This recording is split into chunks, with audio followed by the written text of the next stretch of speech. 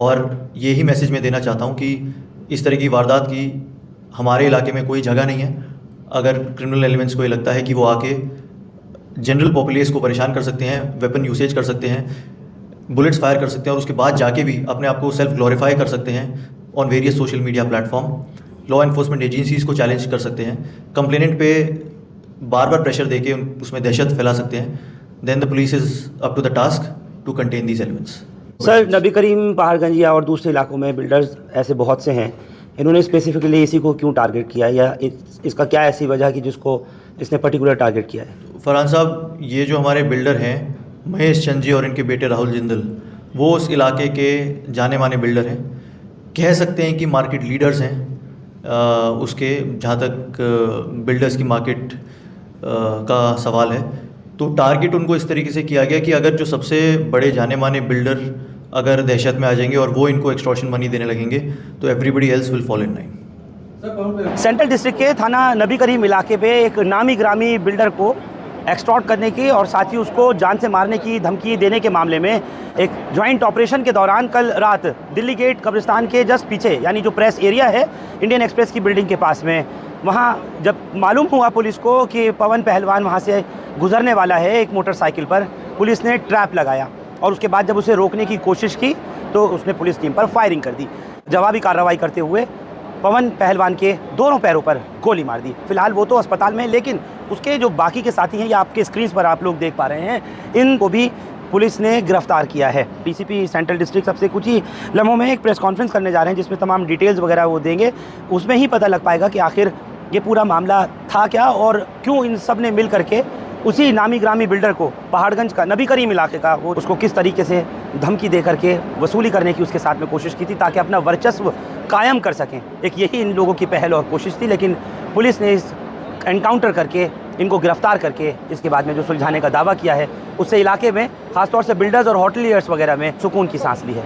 एक बार देखते हैं क्या कुछ बता रहे हैं DCP central district Rohit Rajveer. अब चटखारे लीजिए हर डिश के साथ जब नूरी का फ्रूट चाट मसाला हो हाथ। हर डिश की लज्जत बढ़ाए और आपको आपकी उंगलियां चटाए। किसी भी डिश को चटपटा बनाए, आज ही ले आइए नूरी मसाले का फ्रूट चाट मसाला। मैं एक केस के बारे में आपको ब्रीफ करने वाला हूँ जिस केस की वजह से हमारे पहाड़गंज मार्केट में काफ़ी दहशत फैली हुई थी। 29 जून को एक हमारे इंसिडेंट हुआ जहाँ पे एक हमारे जाने माने बिल्डर हैं श्री महेश चंद, उनके दुकान पे जहाँ पे वो बैठते हैं फर्स्ट फ्लोर पे मेन पहाड़गंज मार्केट में आर्य नगर में, वहाँ पे एक शख्स आया और उनसे 30 लाख की फिरौती मांगी। ये उसने कहा कि 30 लाख की फिरौती मुझे चाहिए, जिसमें से 5 लाख मुझे अपफ्रंट अभी के अभी चाहिए। उन्होंने अपनी इनएबिलिटी दिखाई कि मैं एकदम इतना पैसा नहीं दे सकता, तो उनके ऊपर फायर किया। उनका सौभाग्य था कि वो फायर उनको लगा नहीं, जस्ट उनसे 2 इंच दूर उनकी दीवार पे लगा और उनको उसने फिर धमकी दी कि मेरे और भी साथी इलाके में हैं, तो जो मैं फिरौती मांग रहा हूँ ये मुझे चाहिए, मैं दोबारा फिर से आऊँगा। और ये कहते हुए नीचे निकला और दोबारा एक वार्निंग शॉट उसने फायर किया। ऐसा इंसिडेंट हमारे मार्केट्स में रिसेंट टाइम्स में कभी हुआ नहीं था। बहुत पीसफुली जो मार्केट वेलफेयर है, लोकल काउंसलर्स हैं, सब मिलके अच्छे से चलाते थे। तो इस इंसिडेंट की वजह से एकदम बहुत पैनिक उस मार्केट में फैल गया। तो हमारा ये उद्देश्य था कि तुरंत इस पर कार्रवाई की जाए, रेलिवेंट सेक्शंस में एफआईआर दर्ज की जाए, जो अक्यूज़ड है उसका पता लगाया जाए।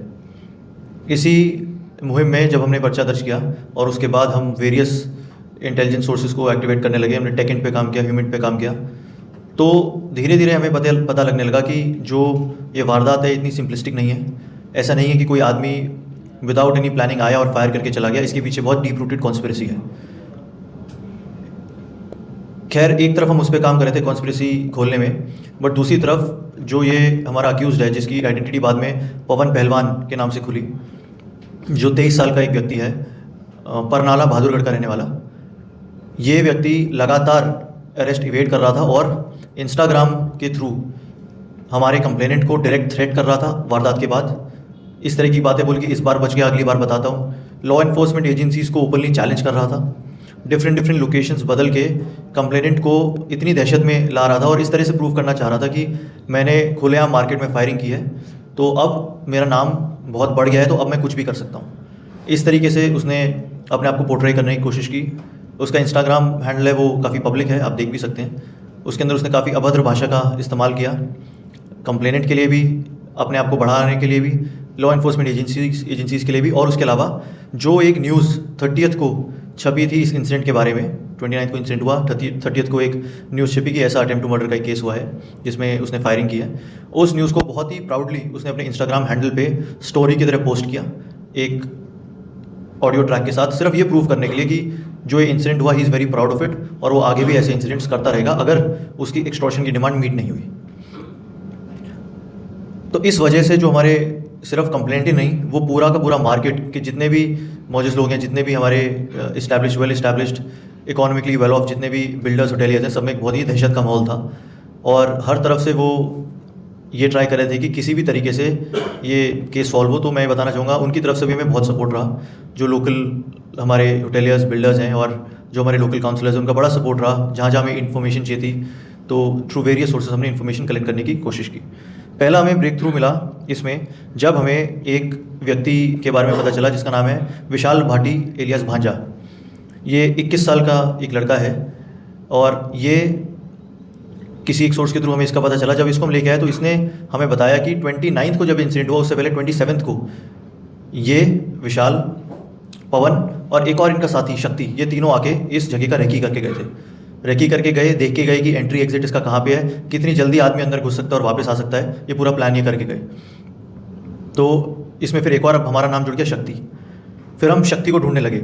जो शक्ति है, हमने पता लगाया कि Shakti police station Ecotech 1 Gautam Buddha Nagar UP का बीसी है, जिस पे 13 मुकदमे दिल्ली के हैं और यूपी के अलग अलग मुकदमे हैं। ये इसका हमें पता चला ये one of the main criminal conspirator हमारे सामने आया और वे इसको ट्रेस करने लगे। और एक टीम ने काफ़ी मशक्क़त के बाद इसको वेस्ट बंगाल कोलकाता से इसको एप्रहेंड किया। वहाँ पे इसको अरेस्ट किया गया, इसको लाया गया। ये सब कल की बात है सिर्फ। कल जब इसको लाए, इसको इंटरोगेट भी किया और पैरेलली एक और लाइन चल रही थी। तो हमें पता चला कि 2 और लोग, एक पवन चेटली जो एक बिल्डर कम होटेलियर है और सोनू मोटा जो एक होटेलियर है, ये दोनों जो वहीं पहाड़गंज नबी करीम के रहने वाले हैं, दोनों पे 2-2 3-3 इन्वॉल्वमेंट है असॉल्ट की। ये भी इस कॉन्स्पिरेसी का पार्ट थे। तो अब हमारे पास 5 लोग हो गए, विशाल भाटी, उसके बाद शक्ति, फिर पवन चेटली, उसके बाद सोनू मोटा और हमारा मेन अक्यूज पवन पहलवान। जो कॉन्स्पिरेसी इन्होंने रची वो ये थी कि पवन पहलवान अपने आप को एक फाइनेंसर की तरह पोर्ट्रे करना चाह रहा था, लेकिन और उसने मार्केट भी इसी तरह से एंटर किया। आज से 4 साल पहले उसने फाइनेंसर की तरह ये मार्केट एंटर किया, लेकिन उसका अल्टीमेट एम एक्सटॉर्शन का था। वो बहादुरगढ़ के अखाड़ों से निकला हुआ है और यहाँ पे वो गुंडागर्दी करके अपनी दहशत फैलाना चाहता था। इस मोटिव को सपोर्ट किया जो ये होटेलियर्स हैं हमारे पवन चेटली और सोनू मोटा, जो उसी मार्केट के होटेलियर्स हैं। उन्होंने इसको सपोर्ट किया कि ये लोग भी उसी मार्केट में एग्जिस्ट करते हैं और उस मार्केट में सबसे बड़ा बिल्डर का नाम हमारे कंप्लेंट महेश चंद का था। तो इन्होंने कंस्पायर किया कि अगर इस तरह की कोई वारदात हो जाती है तो उसका मार्केट भी डाउन हो जाएगा, हमारा मार्केट अप हो जाएगा, और अगर इसकी ऐसी दहशत रहती है तो ये लोग प्रोटेक्टेड रहेंगे और बाकी सब एक्सटॉर्शन मनी पवन पहलवान को देने लग जाएंगे। तो उसका भी बिजनेस इंटरेस्ट मीट हो जाएगा, पवन चेटली और सोनू मोटा का, और साथ के साथ जो ये एक्सटॉर्शन रिंग एक रन करना चाह रहा है पवन पहलवान, वो भी सक्सेसफुल हो जाएगा। ये पूरी कॉन्स्पिरेसी जब हमारे सामने आई तो बहुत ही ज़्यादा ज़रूरी हो गया पवन पहलवान को किसी भी तरीके से एप्रीहेंड करना।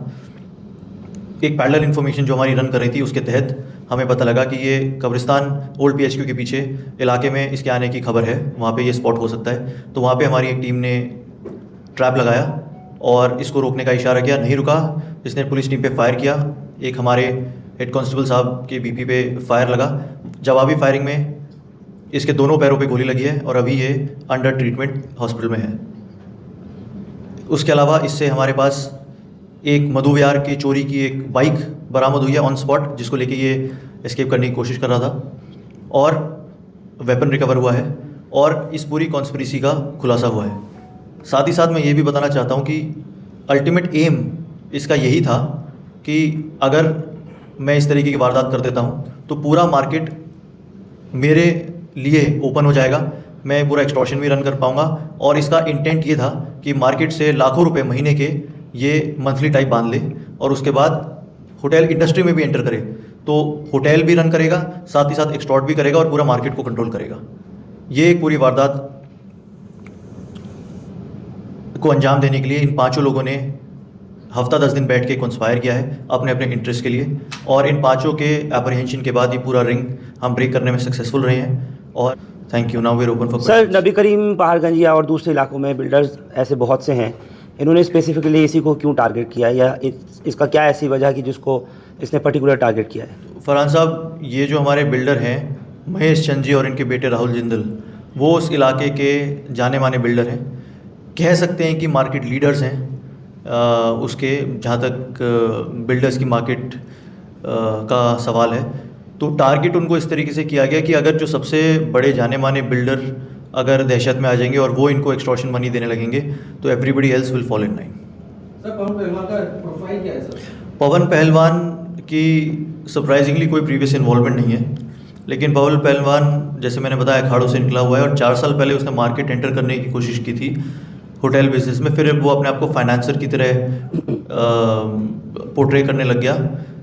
लेकिन वो और जो मैंने आपको शक्ति का नाम बताया, वो दोनों पुराने दोस्त हैं। शक्ति यूपी में भी क्रिमिनल एक्टिव है और दिल्ली में भी, उसी की छत्र छाया में इसको एक कॉन्फिडेंस मिला कि वो यहाँ पे अपनी दहशत फैला पाए। सर, इसकी जो प्रोफाइल देखी इंस्टाग्राम वगैरह पे, उस पर वेपन फ्लॉन्टिंग और ये सारी चीज़, तो क्या यूपी पुलिस ने या कहीं आपको नहीं लगा ऐसा कि किसी ने कोई पहले एक्शन लिया या कोई कंप्लेंट इसके खिलाफ या दी गई थी? कंप्लेंट्स इसके खिलाफ अगर यूपी में कहीं दी गई होंगी या हरियाणा में दी गई होंगी पवन पहलवान के अगेंस्ट, तो we are still trying to find that out, अभी हमें नहीं पता चला। लेकिन इसके खिलाफ अभी तक हमारे पास कोई केस रजिस्ट्रेशन वाली डिटेल्स नहीं आई हैं।